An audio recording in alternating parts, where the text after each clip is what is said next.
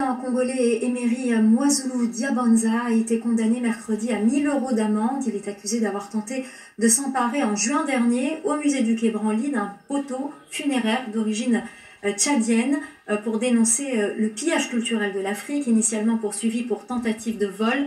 Il a finalement été condamné par le tribunal correctionnel de Paris pour vol aggravé. Les autres militants jugés avec lui ont été condamnés à des peines d'amende avec sursis allant de 250 à 1 000 €. L'activiste congolais a annoncé qu'il allait faire appel. Notre légitimité d'aller chercher ce qui nous appartient, il n'en revient pas aux juges d'un gouvernement prévaricateur d'en décider. La légitimité, nous l'avons de continuer d'aller chercher ce qu'en est notre patrimoine et de permettre à notre peuple d'avoir accès à notre héritage culturel. Voilà ce qu'en est ma lecture pour l'instant de cette décision politique maquillée sur une enveloppe judiciaire et qui d'ailleurs sera contestée encore dans la même logique, c'est-à-dire qu'on fera appel dans la même logique pour contester cette décision.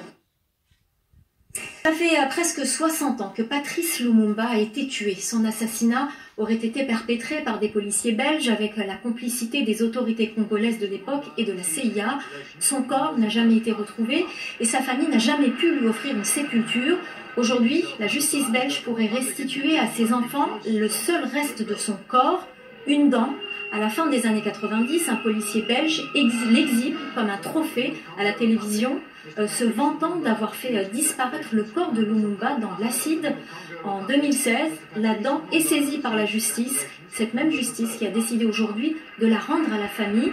Une victoire pour de nombreux militants qui se battent depuis des années pour que le héros de l'indépendance congolaise ait une sépulture. Alix Le Bourdon, notre correspondante à Bruxelles, les a rencontrés.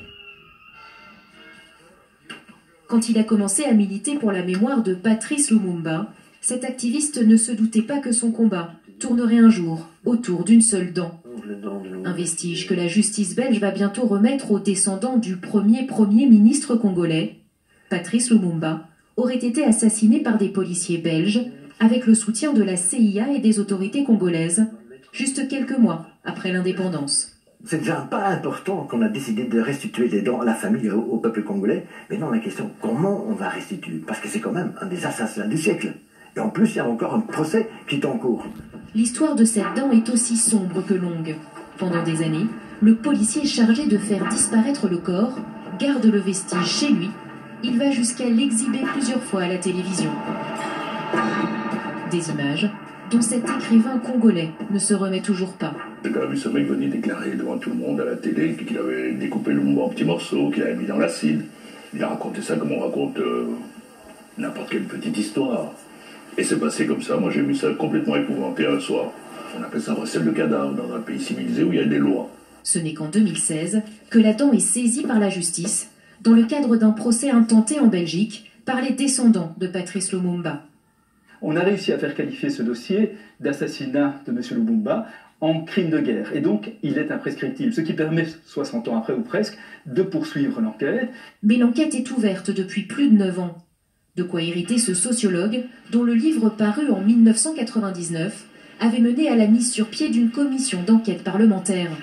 Sur l'enquête, je suis très pessimiste parce que le procureur général il a dit que jusqu'à maintenant, il n'a toujours pas écrit une lettre au Parlement belge pour demander les comptes rendus des auditions qu'ils ont fait à huis clos avec des gens impliqués dans l'assassinat. Ça prouve quand même qu'il n'y a pas vraiment une volonté d'aller au bout.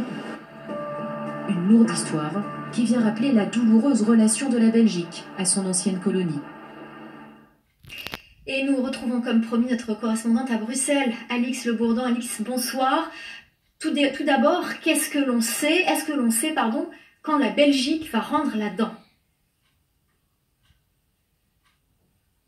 Eh bien écoutez, non, pour le moment, on ne sait pas quand cette dent va être restituée à la famille. Je vous rappelle que la demande a été faite en juin dernier, au moment des 60 ans de l'indépendance de la République démocratique du Congo. Et c'est Juliana, la fille de Patrice Lumumba, qui a directement écrit une lettre au roi Philippe, ici en Belgique, pour demander la restitution de la dent de son père qu'elle qualifie dans cette lettre de héros sans sépulture. Alors finalement, 3 mois plus tard, en septembre, le parquet fédéral, ici à Bruxelles, annonce qu'il accepte la la restitution de cette dent et que la dent est donc simplement disponible au greffe du tribunal. Alors il s'avère assez vite qu'il ne s'agit sans doute pas de la bonne manière de restituer ce vestige qui est évidemment hautement symbolique. Donc il y a des discussions en ce moment pour savoir justement comment on va remettre cette dent à la famille. Alors il y aurait déjà une date très symbolique, le 17 janvier prochain, où l'on célébrera les 60 ans de la mort de Patrice Lumumba.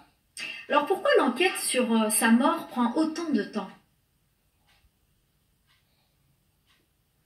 Eh bien, c'est la question que soulève l'auteur du livre sur la mort de Patrice Lumumba, que l'on voit dans ce reportage. Et à la fin, eh bien, il questionne la volonté des autorités belges d'aller jusqu'au bout dans cette enquête. Il soulève un certain nombre d'incohérences, notamment pourquoi, dans les années 2000, la commission d'enquête parlementaire n'a pas ordonné une perquisition pour récupérer cette dent qui avait été exhibée plusieurs fois à la télévision. Alors, du côté de la justice belge, on se défend. Les autorités judiciaires veulent aller au bout, ça c'est ce que nous confirme encore aujourd'hui le porte-parole du parquet fédéral belge. Et quant à la longueur de l'enquête, eh bien, il la justifie par le fait que les procédures dans ce genre de dossier sont assez longues. Alors il y a en effet eu la première étape dans ce dossier, ça a été de requalifier la mort de Patrice Lumumba en crime de guerre pour que le dossier soit imprescriptible. Et ça, en effet, ça a duré 3 ans, mais sur la fin de l'enquête, l'issue de cette enquête, le parquet fédéral reste assez évasive, pas avant quelques mois,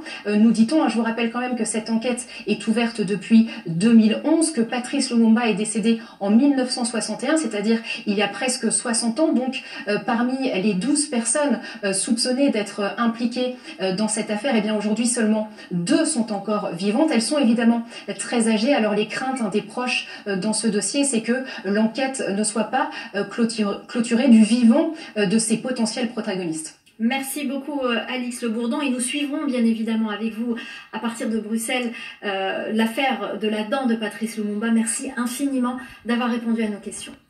Dans le reste de l'actualité, en bref et en...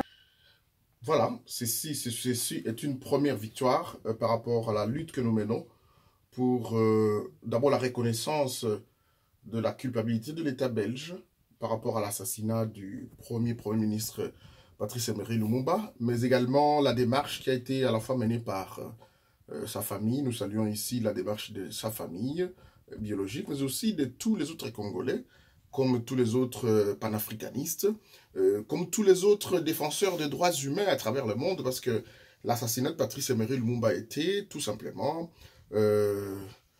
j'appellerais ça un crime contre l'humanité aujourd'hui, d'avoir tué tout simplement celui qui défendait les droits humains, l'égalité entre les races. Ça, c'est un premier élément.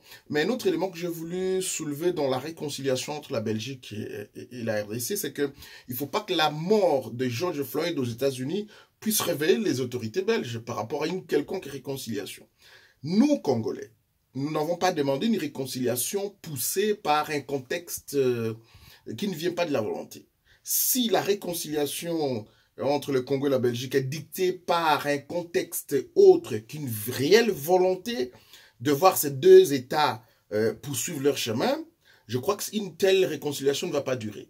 Je sollicite, parce que nous avons des informations selon lesquelles les autorités belges, certaines autorités belges, sont en train de se choisir des historiens, des participants congolais qui doivent venir à la table des négociations pour mettre une commission qui pourra nous conduire aux négociations, je veux dire à la réconciliation. De mon point de vue, j'estime que d'une part, les Congolais doivent se réunir indépendamment pour définir leur cahier des charges. Pendant ce temps, les Belges se réunissent de leur côté et définir leur cahier de charges pour que, in fine, lors de la tenue de ces assises, on puisse avoir les 2 cahiers de charges et discuter en toute liberté, en toute convivialité, parce qu'il faut le dire, c'est un mariage qui ne sera jamais rompu. L'histoire entre la Belgique et la RDC est une histoire éternelle, mais il ne s'agit pas de la Belgique de choisir quels sont les Congolais qui doivent venir à la table de négociation. Il ne s'agit pas non plus à la RDC de laisser à la Belgique le soin de choisir qui viennent